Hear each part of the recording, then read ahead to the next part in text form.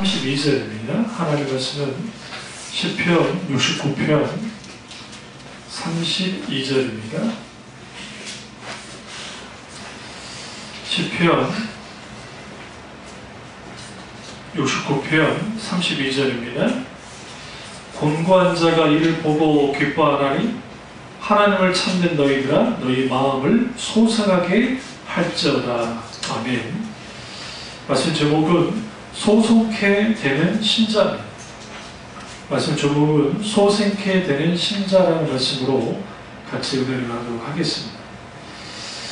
곤고한 자가 이를 보고 기뻐하나니, 여기서 뭐를 보는 겁니까? 앞절 보세요.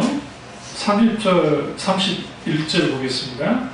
내가 노래로 여호와의 이름을 찬송하며 감사함으로 하나님을 위대하시다 하리니 이것이 소 겉불에 굽이 있는 황소를 드림보다 여호와를 더 기쁘시게 함이 될 것이라. 곤고한 자가 이를 보고 기뻐하나니 하나님을 찾는 너희들아 너희 마음을 소생케 할지어다 라고 말합니다. 시편 69편은 다윗의 시입니다. 문제는 뭐냐면 이 다윗이 아주 고통 가운데 있었습니다. 문제 가운데 있었죠. 다 끝난 것 같은 상황이었습니다. 그런데 그러한 상황 속에서 다윗이 오늘 위대한 하나님을 향한 고백을 합니다. 곤고한 자가 이를 보고 기뻐한다라는 것이, 이를 기뻐한다는 게 뭘까요? 되는 게 하나도 없잖아요. 이거 보시면 그러니까 14절, 15절 보시면 나를 수렁에서 거저사 빠지지 말게 하시고 나를 미워하는 자에게서와 깊은 물에서 건지소서. 큰 물이 나를 휩쓸거나 깊음이 나를 삼키지 못하게 하시며 웅덩이가 내 위에 덮쳐 그것에 입을 대지 못하게 하소서. 너무 하지 말아주십시오 라는 말은 뭡니까? 그가 지금 아주 너무너무 큰 고통 가운데 있는 거예요. 특별히 시편 69편 1절과 4절을 보면 다윗을 해치려고 하는 사람들이 머리털보다 많다고 고백을 합니다. 그리고 자기는 깊은 수렁에 빠져서 죽어가고 있다고 하나님 앞에 고백하는 거예요. 심지어는 형제들조차도 버림을 받아서 형제들로부터 버림을 받았고 또 자기를 죽이려 하는 사람들이 한패가 돼서 자기를 쫓고 있는 상황, 특별히 아들 압살롬에 의해서 쫓겨 도망가고 있는 이 기막힌 상황에서 하나님 앞에 기도하고 있습니다. 2019년이 마치 이와 같을 수도 있을지도 몰라요. 위기가 많았고 힘들고 어려운 일들이 많았던 게 사실입니다. 우리 교회적으로도 그렇고 또 우리의 상황 속에서도 여러 일들이 있었습니다. 우리는 새해가 되면 대부분 이렇게 생각합니다. 이제 새해는 뭔가 좋아질 거야. 그리고 우리는 소망을 가지고 2020년도를 산다고 하지만 여전히 그 2020년도에 365일이라고 하는 그런 시간이 우리에게 늘 기쁨만 가져다 주느냐? 그렇지는 않습니다. 우리에게 어떤 일들이 벌어질 줄 모릅니다.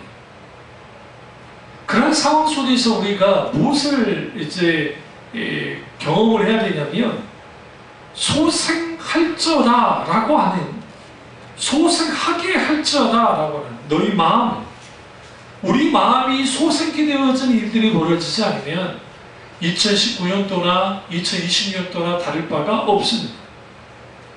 다윗이 마음이 편해서 하나님 앞에 감사합니까? 그렇지 않습니다.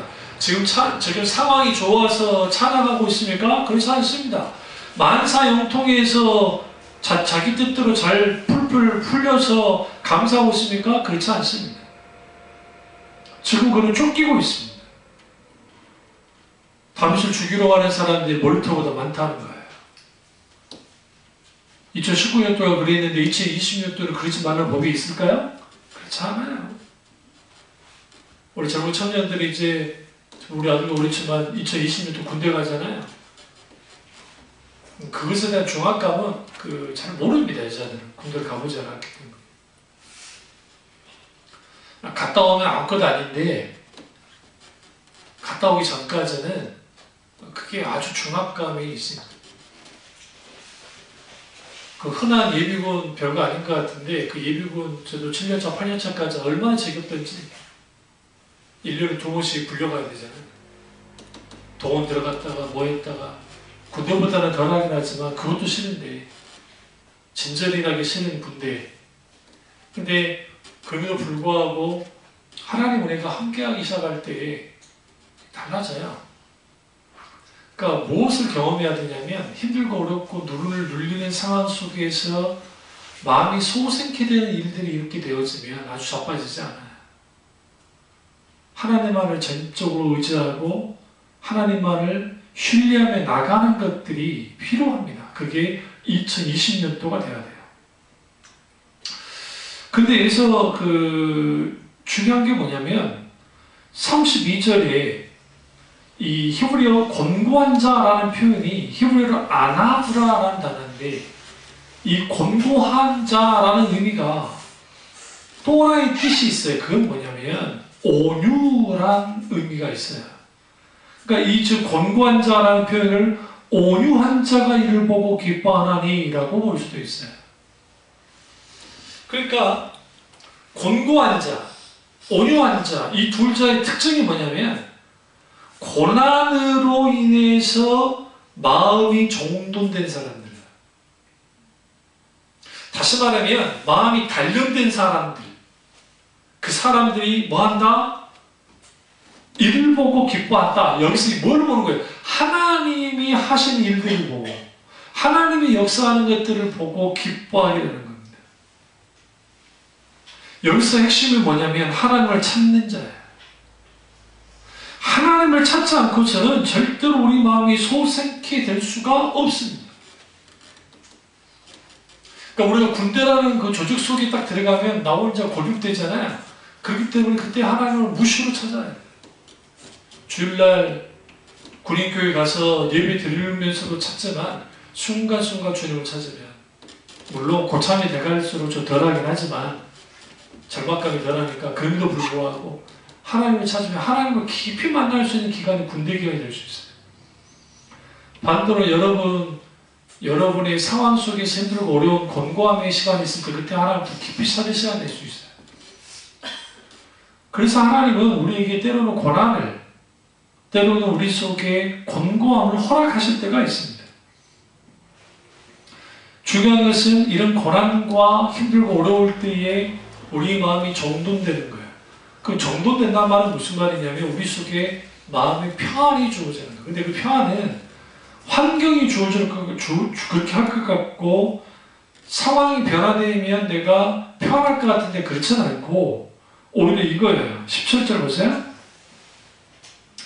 주의 얼굴을 주의 종에게서 숨기지 마소서. 내가 환난 중에 싸우니 속히 내게 응답하소서.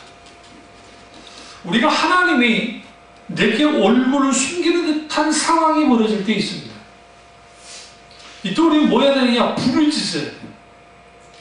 영혼이 소생케 되어 지내면 하나님 앞에 부르짖어야 돼요. 그 부르짖음은 내 전 세계가 그렇게 가야 돼요. 이현호 교수님이 암 선고를 받으셔서 이제 얼마 못 사실 것 같아요. 그래서 사형 선고를 받으셨어요. 근데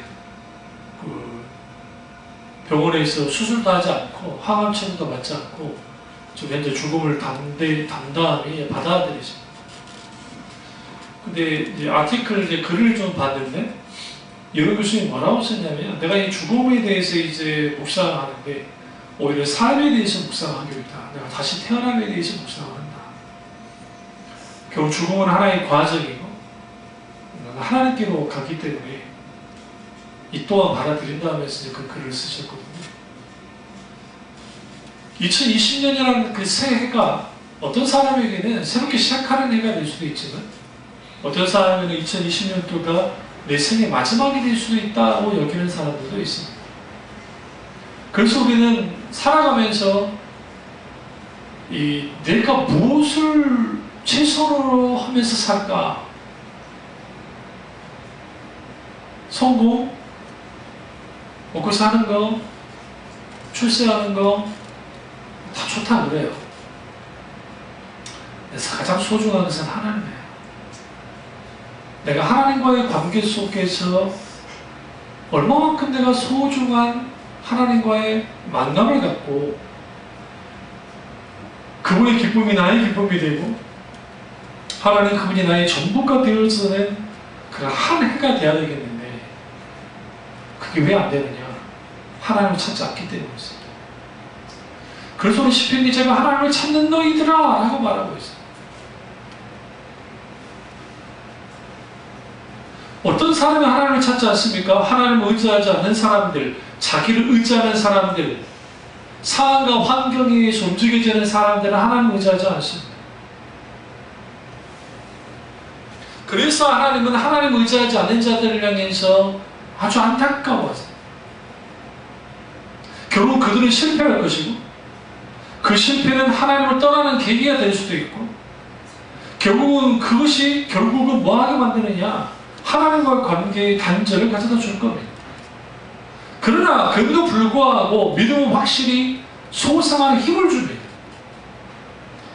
그 말은 뭐냐? 3절과 32절에서 내가 새 노래로 하나님의 이름을 찬송하며 감사함으로 하나님을 광대하시다 하니 이것이 곧 소 곧 뿔과 굽이 있는 황소를 들으면 여호와를 더욱 기쁘게 하게 한 것이다. 이게 뭐예요? 하나님이 나를 단련하시고 내가 그 단련된 속에서 믿음을 강하게 가지게 될 때에 거기서 나는 이제 나의 아픔과 한숨과 고통이 찬양으로 바뀌고 하나님을 향한 감사가 나오는 거예요. 내가 하나님의 이름을 높이겠다고 나오는 거죠. 하나님은 하나님의 자녀를 고난을 허용하심을 통해서 그들이 이 세상에서 더욱더 강해져 가기를 원하세요. 다만 그 강해지는 것이 내가 너무 힘든 일을 겪어서 강해져 그것이 아니라 믿음으로 강해지되 하나님 속에서 하나님과의 관계 속에서 강해져요. 세상을 향해서.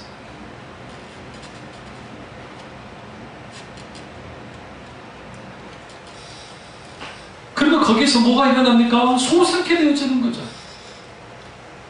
우리의 영혼이 소생케 되어야 됩니다. 이 소생케 된다는 게 히브리어적인 의미는 숨을 쉰다, 산다, 회복한다, 회복된다, 치료하다 하는 의미를 갖고 있어요. 우리의 영혼이 소생케 되어야 돼요. 시편 23편 3절에 내 영혼을 소생시키시고 자기 이름을 위하여 의의 길로 인도하십니다. 소생시키신 하나님, 그 하나님 붙들어요. 우리 마음을 하나님에 대해서 소생시키기를 원하세요. 조건이 뭐라고요? 하나님을 찾는 거예요. 하나님을 만나야 됩니다. 팀 캐러 목사님 책 가운데 예수라는 책이 있습니다. 이제 우리나라는 각기에 도입됐는데 히든 크리스마스인가? 히든 맞나? 어쨌든 숨겨진 크리스마스가 먼저예요. 어땠지? 근데 그 예수 그리스도 그분이 빛으로 오셨는데 그 빛으로 오신 예수 그리스도 그분이 빛이신 주님을 그걸로서 받아들이면 좋겠지만 어둠 속에 있는 세상의 모든 사람들은 예수님을 그대로 받아들이지 않아요. 그래서 잃어버린 이름 예수 그리스도. 왠지 아세요? 교회 다닌다고 해서 주님을 만나나요? 물론 교회 가운데 예수를 만나야 돼요. 제가 참여중학교에서 목회하면서 여러분들을 감정적으로나 그것으로 인도하지는 않아요. 그러니까 싸구려 종교처럼 시키는 식의 방법을 사용하지 않는다고요. 저는 출신이 순복음 출신이기 때문에 그런 게 어떤 건지를 잘 알아요. 순복음이 그렇다고 다 그렇다는 건 아니지만 그럼에도 불구하고 감정주의니까. 감정 나쁜 거 아니에요. 감정이 아주 귀합니다. 감정이 아주 중요하죠. 그럼에도 불구하고 진리의 말씀 앞에서 인격적인 하나님을 만나지 못하면 다시 말하면 우리는 주님을 구해야 돼요. 찾아야 돼요. 나를 만나달라고 기도해야 돼요. 그 만남이 예배 속에서도 만날 수도 있고 환경 속에서 상황 속에서 만날 수 있어요. 저 그런 경우 많이 했어요. 군대에 있을 때 제가 늘 말씀드렸잖아요. 신병으로 들어갔는데 전도사로 왔다는 이유 하나 때문에, 신앙생이라는 이유 하나 때문에 마침 그 시기에 회식 자리가 있었는데 회사에 같이 불려갔는데 부사관들과 술 먹죠. 그래서 나한테도 술을 먹으라고 내가 안 먹었죠. 안 먹으니까 그 시대는 그랬어요. 근데 요즘은 그런 일은 아주 그냥 사회 문제가 더 크겠지만 그건 그냥 보편적인 일이야. 일반적인 일이었어. 대검을 탁 빼어갔는데 목에다 칼을 긋는다. 있지도 않아요. 선병장이라고 목에다 칼을 긋었어요. 그 대검 빼어가지고. 그런데 쟤는 장난일 수 있죠. 근데 이제 신병에게는 아주 큰 충격입니다. 누구 하나 말리지 않아. 오히려 분위기는 더 험악해지고. 그래서 이후인즉 지도 교회를 다녔다는 거죠. 다녔다가 타락한 인간들이 그 짓들을 하는 거예요. 근데 갑자기 아주 분위기가, 그러니까 그 상황에 있을 때에 눌림인데, 갑자기 내가 주님을 찾았어요. 주님, 이 상황에서 어떻게 해야 됩니까? 내가 술을 마셔야 됩니까? 아니면 어떻게 해야 됩니까? 적당한 타협을 할 것인가 말 것인가? 갑자기 하나님이 감동 가운데 대대장을 오게 해달라는 기도를 하는 거예요. 대대장이 이제 대대 높은 사람입니다. 그 시간이 다 퇴근할 시간이에요. 그러니까 대대장이 없을 시간인데 갑자기 대대장이 들어왔어요. 그 장면을 본 거예요. 빨리 끝내! 그러고 나가서 한마디 던지고 그대로 끝났어요. 그 다음에 두고 보자 나한테 막 가진 욕을 막 하고 그랬는데 갑자기 며칠이 지나고 난 다음에 고참 하나가 당장 고참 하나 너 전도사 했다며 신우에 가서 너 설교해라. 그 신우에 불려갔어요. 불려가가지고 저녁 7시인가? 그때 설교를 했습니다. 근데 그 장교들이 다 왔어요. 뭔가 이제 소령부터 시작해서 대위, 소령, 뭐 중위, 또 상사, 뭐 일반 병사들까지. 설교는 하긴 했는데 개교 사회니까 설교 제대로 했겠어요 지금. 아주 그냥 어쨌든 뭐 해버렸어요 그냥. 그리고 딱 왔더니 그 다음부터 상황이 확 바뀌었어요. 왜? 장교들이 나를 기억하기 시작했어요. 일단 장교들 눈에 띄었잖아요 내가 이제. 그러니까 못 건드는 거야. 그 자리가 갑자기 부드러워졌어요 인간이. 물론 좀 갈구긴 했지만 제가 무슨 말씀 드리는지 아세요? 순간순간 하나님을 찾아야 돼.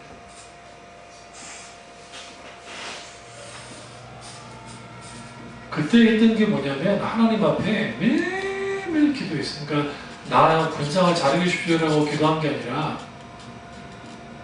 사건 사고가 너무 많이 터지는 거예요. 군대 안에. 누군가는 이걸 잡아야겠다 생각했어요.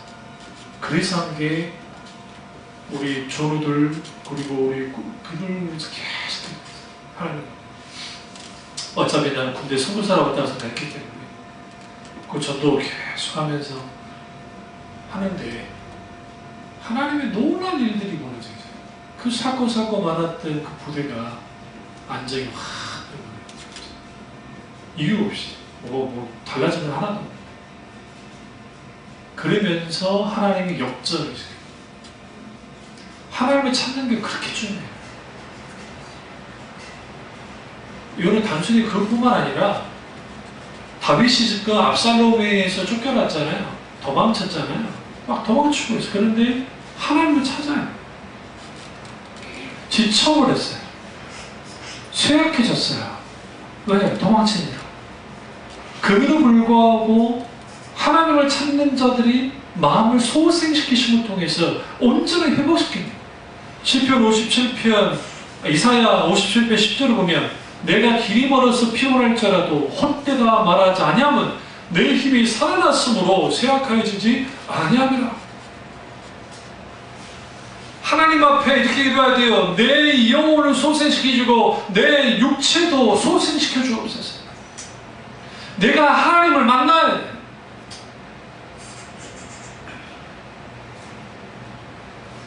그 하나님.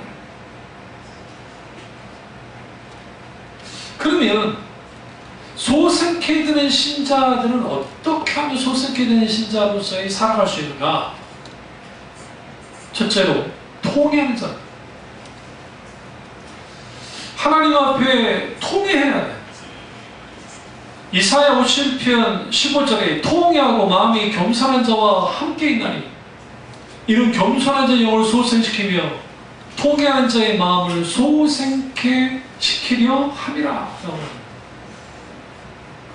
통해라는 말은 자신의 연민이나 자기 잘못이나 무능과 부족함으로 이곳으로 기도하는 걸 말하는 게 아니에요. 이거는 뭐냐면 내 심령 깊은 곳에서 나오는 하나님을 향한 기도예요. 가슴을 깊이 마음에 뭐가요? 전적인 회개와 그리고 하나님 그분 앞에 내가 내 심령을 찢었을 때 거기로부터 뭐 하느냐? 소생케 되는 놀라운 은혜가 있어요. 누가복음 18장 13절을 보면 세례의 기도와 그리고 바리새인의 기도가 나옵니다. 근데 세례의 기도는 그가 한 기도는 이거밖에 없어요. 하나님 나 불쌍히 여겨주십시오. 나는 죄인입니다. 나는 하나님 앞, 그러니까 성경이 이렇게 표현해. 멀리 서서 감히 눈을 들어 하늘을 우러러 보지 못했다 했어요. 여기 표현이 굉장히 재밌어요. 멀리 서서. 그 바리새인으로부터 멀리 서가지고. 성전에서 기도했지만 성전 그 지성소나 그 성소, 그러니까 지성소가 있는 그 가까이가 아니라 그냥 멀리 있을 수밖에 없는. 그렇게 기도하는 거예요. 근데 바리새인은 어떻게 기도합니까? 하나님 저는 세리와 같지 않음을 감사합니다. 여기에서 모든 신앙의 성패가 갈려버려요. 적당하게 선하게 사는 사람들이 주님을 믿는다는 게 쉽지가 않아요. 그 영적 교만은 12시가 됐습니다. 오늘 이제 우리 새해가 됐는데 앞뒤 좌우로 새해 하나님 은혜가 넘치게 축복합니다. 시작. 하나님 축복합니다. 네. 네, 하나님 은혜가 넘치게 축복합니다. 네, 2020년이 됐습니다. 한 살씩 더 드시네요. 시편 51편 17절을 보면 하나님께서 구하시는 제사는 상한 심령이라 하나님이여 상하고 통향한 마음을 주께서 멸시하지 아니하시리라 라고 말씀합니다. 시편 34편 16절에 여호와는 마음이 상한 자를 가까이 하시고 중심으로 통해하는 자를 구원하시는구나. 마음이 상한 자를 가까이 하신다면 뭘까요? 우리 마음이 상해질 때, 우리 마음이 깨뜨려질 때, 우리 마음이 낮아질 때, 이거 브로큰 하트라고 하는데 깨어진 마음을 갖게 될 때 하나님을 찾게 돼 있어요. 이게 하나님을 찾느냐 찾지 않느냐에 따라서 모든 게 결판이 나요. 하나님을 안 찾으면 더 완악해지고 하나님을 찾으면 하나님이 가까이 해주세요. 지금 생각해보면 우리 형도 그렇고 나도 그렇고 하나님을, 예수님을 경험했던 이유가 뭘까? 그냥 하나님의 전적 은혜였어요. 수련회 가서 하나님을 만났으니까 중2 때. 수련회에 갈 생각도 없었고 갈 수 있는 돈도 없었어요. 그 흔한 3,000원을 내지 못해가지고 갈 마음이 없었다고요. 형은 고등부 회장이었기 때문에 어차피 공짜로 가도 됐어요. 회장은 그냥 가는 거니까. 근데 저는 그러니까 어머니한테 그 하찮은 돈 3,000원을 달라 할 수가 없었어요. 왜? 우리는 먼 친척 유치원 그 먼 친척 집에 공짜로 얹혀 살았기 때문에 후에 거기서 쫓겨나긴 했지만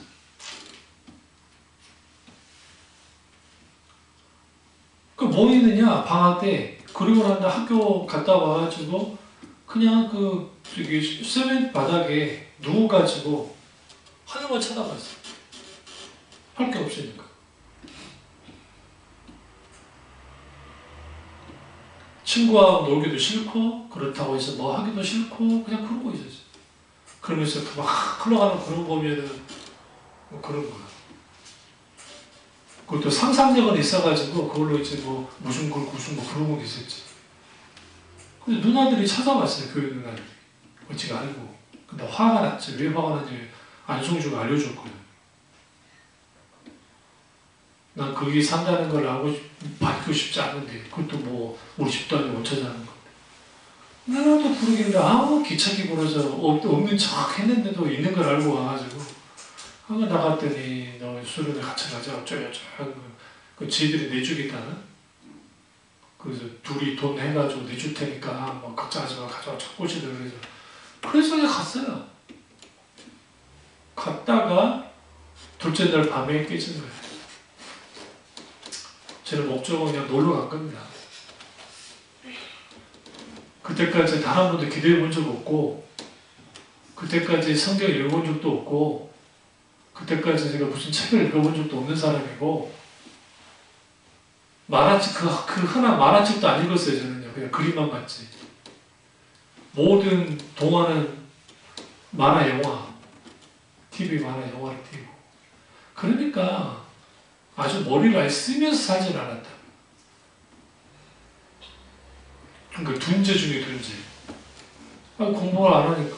그것도 그래도 또 시험 볼 때는 또 그거는 있어가지고 또 벼락치긴 했어. 안 그래? 그래도 꼴등은 안 하려고. 그래도 나와봤자 꼴 뒤에서 몇 번째.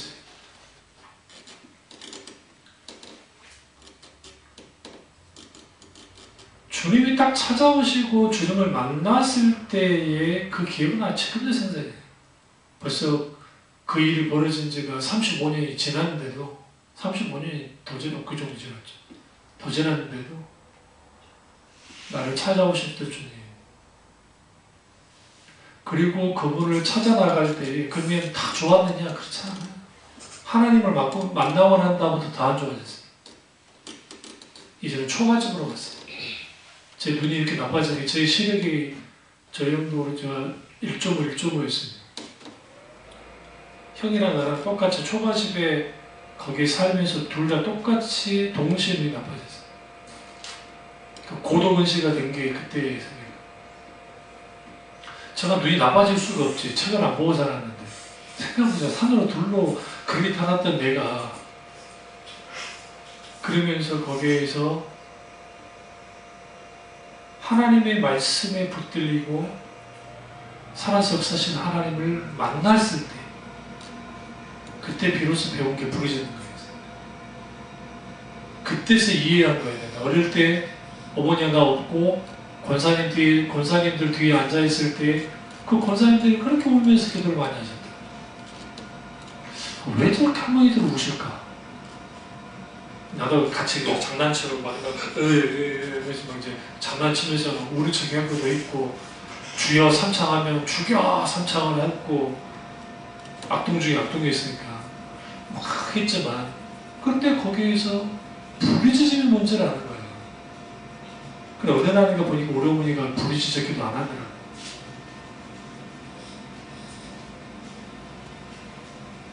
왜? 말도 안 되는 남편 때문에 그 어마어마한 고통감 물리니까 다 무너져요. 사업 무너지고 돈 다 날리고 다 돼버리니까 이제는 주님 찾지 않는 거예요.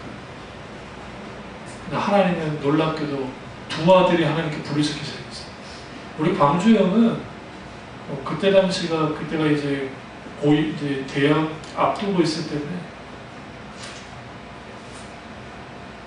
공부 엄청나게 했어요. 공부만 엄청나게 한 게 아니고 전교 1등은 그냥 하는 게 아닙니다. 그리고 그랬을 뿐만 아니라 기도를 엄청나게 했습니다.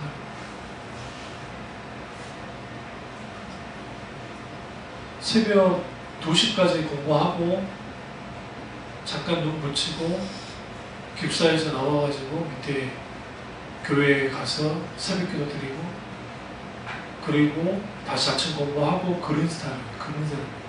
많이 잡았자 3시간. 하나님 앞에 부르짖어도 근데 그렇게 붙어서 그렇게 공부하고 대학에 붙었어도 돈이 없어서 못 갔어요. 차라리 그냥 장학금 받는 대학으로 갔으면 됐는데 너무 서울로 해버렸기 때문에 서울 속에 붙었는데도 못한다. 그래서 좌절을 받았다. 무슨 말씀인 줄 아세요? 예수님, 내가 예수님 만나고 막 놀라운 은혜 받고 하면 일사체 다 잘 될 것 같잖아요. 하나님은 그렇게 만납니다. 둘 다 주의적으로 만들려고 하나님 훈련한 것도 있겠지만, 그것보다는 한 사람이 주님과의 관계 속에서 깊이 들어가려면, 때로는 하나님의 그 고난을 통과하게 만들어요. 그러니까 팀케러 목사님 책 가운데 고통을 말하라는 책이 있는데, 거기에 사모님이 굉장히 많이 아프셨어요. 그리고 목사님도 아프셨고, 그 아픔을 겪고 난 다음에 그 고통의 그 이유에 대한 그런 깊은 책을 쓸 수 있던 것처럼 그거예요. 그러니까 우리 광주 형의 스토리가 있고 저희 스토리가 있어요. 그런데 공통 부분은 어디서 만나냐면 둘 다 부르짖는 기도예요. 그러니까 그 기도로 있었기 때문에 둘 다 격길로 안 가는 거지, 안 그랬으면 진작에 격길로서 다 격길로 갔어요. 그 하나님 앞에 통회할 때에 처음에는 서러워서 울면서 기도했지만 후에는 뭐가 바뀌어졌냐면 그런 기도가 아니라 하나님이 중심에 통회하는 마음을 주세요. 그리고 요 하나님을 찾았는데 마음이 속상하게 되는데, 저는 아주 자존감이 낮았던 사람입니다. 왜냐하면 아버지로부터 받게 되는 그 자존감이라는 게 땅에 떨어져 있기 때문에, 이 자존감은 아주 그냥 땅바닥을 그냥 이거는 자존감이 없다고 할 만큼 그게 주님 만나서도 그랬고 고1 때 그게 해결이 됐어요. 내 정체성 누가 가르치지도 않았는데 순복음이란 말인데 순복음에서 그런 걸 가르칠 수가 없었어요. 그 시대에 솔직히 가서 말씀을 딱 읽는데 내가 하나님 앞에 부르짖어 기도하잖아요. 기도하는데 성우가 나를 사랑한다. 갑자기 이제 감동을 하고 갑자기 이제 그렇지, 내가 물었지. 내가 그때는 이제 QA 기도라고 제가 만드는 그 단어인데 대화식 기도라는 표현을 썼는데요. 하나님 나를 얼마나 사랑하실까? 그러니까 갑자기 주님이 그런 감동을 주는 거예요. 사랑하는 아들 예수만큼. 그게 신학적으로도 이해가, 그러니까 진짜 후에 신학할 때는 다 이해가 되는데 째째하게 그랬어요. 아니 사랑하는데 예수님만큼 사랑하는 그게 뭔지는 모르는 거예요. 아니 사랑하시면 우주만큼 사랑한다 하시더니 우주보다 크게 사랑한다 하시더니 뭐 예수님만큼 사랑한다. 나는 예수만큼 사랑해. 내 아들 예수만큼. 그리고 며칠이 지났는데 말씀을 다 깨져버렸어요. 그게 얼마나 큰 사건인 줄 아세요? 그러면서 여수 공화도 11939 문제에 태어났던 내가 거기에 그 자존감이 다 무너져 버릴 때 내가 달라지기 시작했어요. 바뀌어져 버렸어요. 그리고 깊이 주님을 만났어요. 그리고 깊이 말씀을 묵상하고 하나님 앞에 늘 기도. 그러니까 이제 내가 유촌에 살면서 학교 오기 위해서 여수까지 와서 꼭 교회 들려서 기도하고 가는데 전도사님이 형한테 그랬다는 거예요. 아니 우리 성욱이는 뭐 그렇게 올 일이 많아가지고 울면서 기도하냐 매일매일 교회 와가지고. 그래서 전도사님이 궁금해가지고 멀리 2층까지 올라왔다는 거예요. 난 몰랐는데 들어보니까 우리 집 사정을 너무나도 잘 알아요. 우리 전도사님. 또 그 전도사님도 우리 형편 비슷하게 잘 하셔가지고 너무 잘 하세요. 우리 교회 출신이셨고 목사님을 위해서 기도하면서 울고, 나라 위해서 기도하면서 울고, 그리고 막 있잖아, 하나님 감동 줄 때 그러고 우는 거예요. 기도하면서. 그 눈물이 내가 막 일부러 낸 게 아니라 하나님이 이렇게 막 너무 은혜 받아보라가지고 그 앞에서 한참 서 있었대요. 전생. 그 기도 속에. 그 후에 형이 나한테 해주는 말이에요. 부딪히셔야 됩니다. 하나님을 찾아야 돼요. 그래야 소생케 돼요. 마음이, 병든 마음이. 그리고 하나님이 그와 동시에 한 게 뭐냐면, 두 번째로 우리가 소생케 되려면 겸손한 자가 되어야 돼요. 다시 말하면 낮아진 마음을 가져야 돼요. 하나님이 그 시점에서 만진 게 뭐냐면 마음이었어요. 그래서 그 마음을 쭉 만지셨는데 내 안에 있는 그 적개심, 그러니까 적개심과 분노와 기타는 여러 감정들. 이게 이제 후에는 이제 심리학적으로는 이게 소위 말하는 성인 나이, 그러니까 그때 아이였으니 그런데 나이가 들어도 성인 나이, 낮은 자존감 속에 있는 그 성인 나이적인 어떤 그런 기질들이 하나님은 이렇게 부수기잖아요. 그러면서 뭐가 딱 눈에서 벗겨지냐면 하나님 삶이에요. 그러니까 주로 하나님을 만날 때는 자기 육신의 아버지가 프리즘이 돼요. 그러니까 아버지가 개떡 같은 사람이면 하나님을 아주 이상하게 볼 수 있어요. 자칫하면. 인간은 그렇게 돼 있어요. 기본적으로 자기도 모르는 사이에 무의식적으로라도. 그게 걷어진 거예요. 걷어지니까 하나님이 뭘 만지기 시작하냐면 내가 하나님 앞에 낮아지면 계속 그래서 그때 아는 거야. 하나님이 유일한 이유이자 유일한 목적이자 모든 것이라는 것을. 그런 설교는 내 담임 목사님 한 적도 없어요. 그런 설교는 들어본 적도 없고 솔직히 말씀드립니다. 그리고 내가 주인이 아니라 하나님이 나의 주인이라는 거예요. 그 사실이라는 거예요.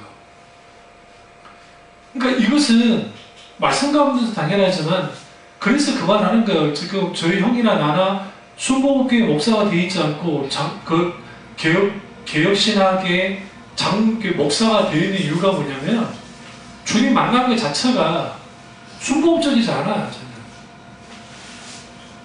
어떤 면에서. 그러니까 그 말씀 가운데 인격주신 하나님을 딱 만나고 난 다음에 그렇구나. 내 영혼이 소생케 돼야 병든 마음들이 이런 신념들이 영혼들이 고침을 받고 달라져요.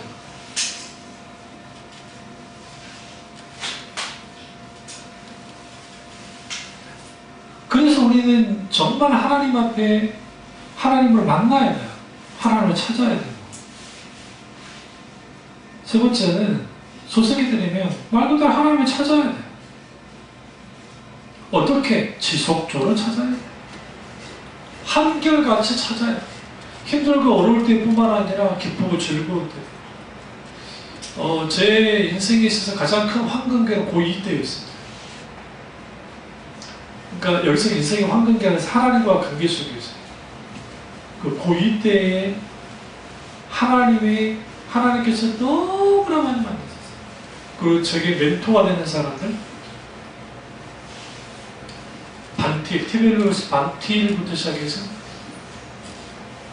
험지만 지금 제가 팀 켈러 목사님의 책을 읽으면 제가 깜짝 놀란 게 제 신앙관하고 거의 비슷해요. 오히려 여주모 목사님의 신앙관보다도 더 비슷해요. 그걸 왜 내가 깜짝 놀랐냐면 그럴 수밖에 없었던 게 영향 받은 사람이 똑같아요. 거의. 그러니까 반틀의 영향을, 저도 반틀의 영향을 받았고, 아우구스티누스, 존 오웬, 저도 존 오웬의 영향을 받았습니다. 그리고 기타 등들, 이제 거기 관계된 분들이, 그 대부분, 마틴 로이드 존슨.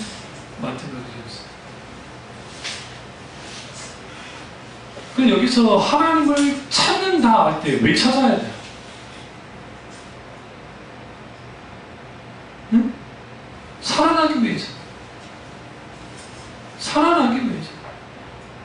살기 위해서 찾으셔야 돼요. 그러니까 친밀한 교제 속에서 하나님과 교제를 하고 있어서 찾아야 되지만 살기 위해서는 찾아야 돼요. 우리가 예배드릴 때 정말 조심해야 될 게 뭐냐면 너무나 많은 사람들이 예배드릴 때 설교를 듣든 뭘 하든지 이게 너무 가볍게 그러니까 뭐 졸거나 딴짓하거나 막 이런 걸 하는 거예요. 그러니까 영혼이 살아날 수가 없어요.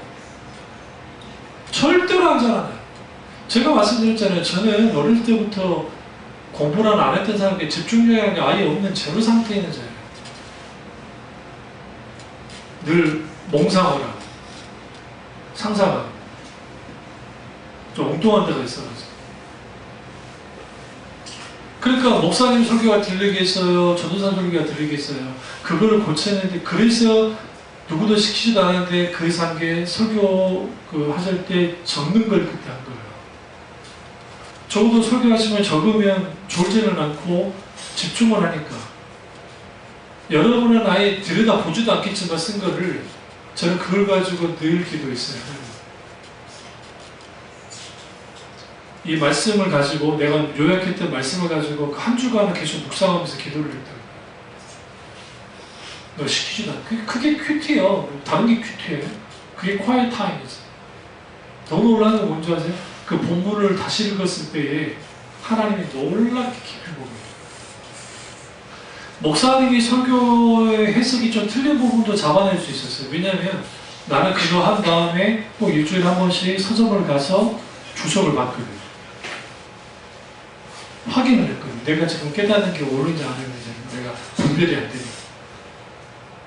그게 귀찮아서 강주 형한테 물어봤더니 한 번 대답해주고 안 한다 대답했더니 막 또 하길래 기분이 나빠져서 내가 그 다음부터는 형한테 안 하고 또 전사한테 질문해봤자 이분들이 질문을 피하니까 그 시대는 더 안 받아주지. 질문을 안 받아줘요. 그냥 믿으면 돼. 뭐 그렇게 복잡하게 믿니? 그러면 되지. 그러니까 그렇게 말씀을 쭉 찾는 거죠. 그걸 보는 거죠. 보다 보면 그 말씀이 내게 강하게 다가오면 하나님이 누구신가에 대한 궁금증이 생겨요. 하나님이 누구신지, 내가 믿고 있는 하나님이 누구신지, 그러면 그 하나님이 누구신지를 찾게 돼 있어요. 그래서 그분에 대한 집중적으로 내가 뭐 하기 시작했냐면 집중적으로 좀 찾기 시작했어요. 깊은 기도의 세계로 들어갔더니 제가 최고 기록이 이런만 하면 안 되지만 8시간 기도했어요. 이게 그냥 무슨 누구 뭐 찬양하고 하는 그런 게 아니고 그냥 기도만 풀로. 그러니까 제가 그 토요일날 그때 뭐 해가지고 아마 굉장히 빨리 끝났어요. 오전에 무슨 뭐 해가지고 눈 떠 봤더니 오후 5시인가 6시간이 걸렸다. 난 딱 기도를 딱 5분 한 것 같았어요. 그러니까 기도를 5분 한 것 같아요. 그러니까 성령에 사로잡히니까 그 반나절 이상을 기도를 하는데 그 기도 속에서 하나님을 깊이 만나요. 깊이 만나요.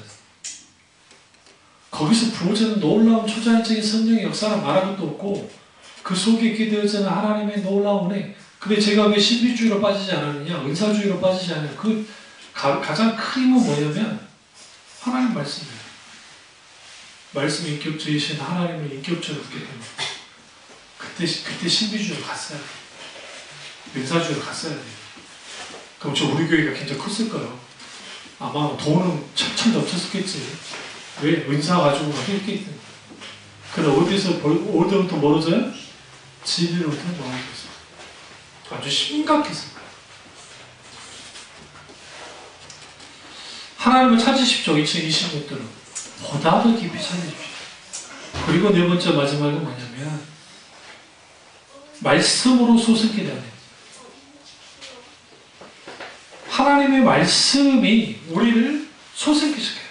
시편 19편 7절에 보면 여호와의 법 완전하게 영혼을 소성시키시며. 그러니까 여러분 2020년도는 아까 우리 신중가사 그랬더나 오늘부로 일독을 했다고 처음이라네. 한 해에 일독을 한 게,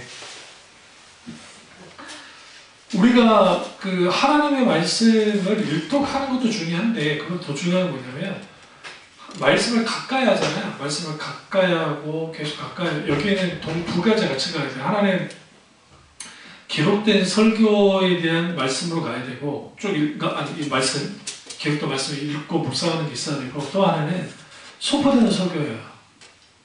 저희 교회가 무슨 돈이 썩어나가지고 재정이 풍부해가지고 교회 홈페이지에 계속 유지하는 게 아니에요. 이 설교 올리는 이유가 제 설교가 좋기 때문만도 아니에요. 설교가 좋고 나쁘고 없으니까 진리의 말씀을 선포하느냐 안 선포하느냐가 더 중요하니까. 다만 이 설교하는 것은 매번 목사님 설교 듣는 거 뭐 그 듣는 거 그 내용 그럴 수 있어요. 그런데 그럼에도 불구하고 어느 시점에는 하나님이 특별하게 역사하실 때도 있고, 솔직히 그건 저도 느낄 때가 많으니까. 그리고 그 말씀 가운데에서 계속 노출되다 보면 거기에서 잡혀나가요. 그러니까 신학적으로도 잡혀나간다. 신앙관도 성립되고. 근데 이게 없으니까 그냥 주일날 딱 넘어가고 설교 듣고 끝나버려요. 근데 그 설교도 제가 늘 말씀드리지만 뛰어난 사람들이 70%예요. 그러니까 진짜 이해력이 좋은 사람들이 70% 이해한다고 설교해요. 나머지는 50% 조금 넘어요. 대부분이 그 이해하고 50% 이하로 이해를 해요, 설교를. 그래서 한 번 더 그 말씀을 들으면 그게 어떤 말씀인지를 알아요. 그러니까 저 같은 경우에 그래서 설교 듣는 훈련을 젊은 시절에 엄청나게 한 거예요. 요즘처럼 이렇게 인터넷이 발달하는 시대가 아니었기 때문에. 그래서 제가 사역을 하지만 어쨌든 여러 교회를 다니면서 목사님들 설교를 들었다고요. 일부러. 어차피 새벽기도 해야 되잖아요. 그러니까 새벽기도 해야 되니까 교회에서 새벽기도 설교할 상황이 안 됐을 때, 좀 멀리 있으니까 당연히 가까이 있는 교회로 갔죠. 그러면 제가 자주 걸으니까 멀리 가는 거예요. 범위를 넓혀서. 그러니까 개척교회부터 시작해서 기존 교회부터 해서 그렇게 하고, 그 다음에 휴가를 딱 받으면 특별하게 뭐 어디 갈 데가 없으니까 그러면 휴가 받을 때는 무조건 우리나라 이름 있는 목사님들 교회에 가서 예배를 드립니다.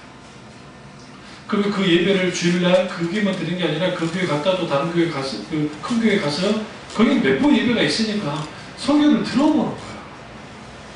그때 제가 충격을 받고 좌절했어요. 나는 저렇게 설교하면 안 되겠다 생각합니다.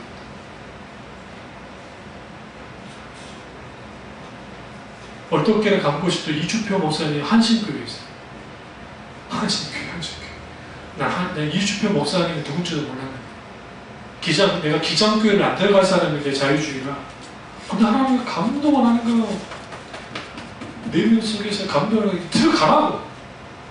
하나님 그러죠. 하나님 기장교회입니다. 기독교 장로는 자유주의입니다. 예수님 부활도 부인하고 신학적으로 잘못되고 있는데 내가 왜 저런 것을 들어가라고. 그래서 들어간 거예요. 갔는데 저기서는 설교가 이상하네. 그런 소리를 안 해. 왜? 이주표 목사님이 성령 파괴를 아주 뜨거운 분이에요.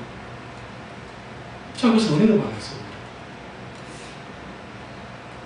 오히려 이름 없는 목사님들 중에 말씀을 깊이 전하는 목사님들 앞에 제가 정말 감복했어요. 그때 떠오르는 게 왜 사람들이 알아주지 않을까?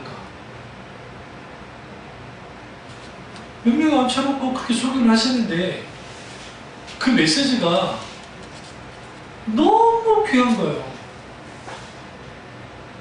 어디서 들어보지 못했던 그런 메시지를 설교를 그렇게 하고 계시는 거예요.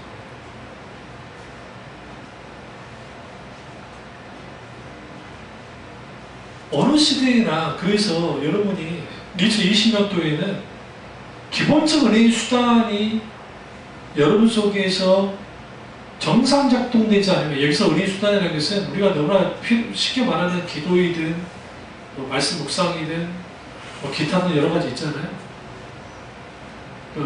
특별히 인터넷 설교 올라가는 그런 것이든, 우리 교회 이 인터넷 설교의 이 음질이 좋지 않은 이유가 여기서 직접 뛰어와 와서 그냥 하면은 괜찮은데 그게 아니어서 그렇게 하잖아. 그러나 이런 설교를 쭉 듣다 보면 거기에서 뭘 하게 되냐면 만들어져요. 세워져요. 저는 누구보다 어떤 목사들보다 설교를 굉장히 많이 듣어요. 제 메토드는 목사들뿐만 아니라 그분들의 설교를 쭉 듣습니다. 그러니까 이 일이 좋아질 수밖에 없어요. 자부하기는 저는 거의 95% 이상은 거의 그냥 그래요. 그리고 어떤 설교를 뒤에서 이 다음에 어떤 설교를 할 거란 것까지 어느 정도 다 알아요. 왜냐하면 신학도 했고 설교도 많이 했고 또 많이 들어봤기 때문에. 그럼에도 불구하고 부딪히는 말씀이 있어요. 그걸 붙잡는 거예요. 붙들고 골놓고 기도를. 설교 들어서 여러분 기분 좋아지고 막 은혜 받았다 하죠. 그리고 끝나버리죠. 그게 아주 어리석은 짓이에요. 그때도 붙잡아야 돼요. 붙들어야 돼요. 기도로 가지고 나가요. 그리고 그 말씀이 내 삶 속에 적용단으로 몸부림치면 거기서 영적으로 성장하는 거예요. 소생케 되는 거죠, 영혼이. 그래서 대망 2020년도에는 하나님 놀라운 은혜 가운데 소생케 되는 은혜가 있기를 주님으로 축원합니다. 기도하겠습니다. 기도하실 때 하나님이 우리와 함께 하시고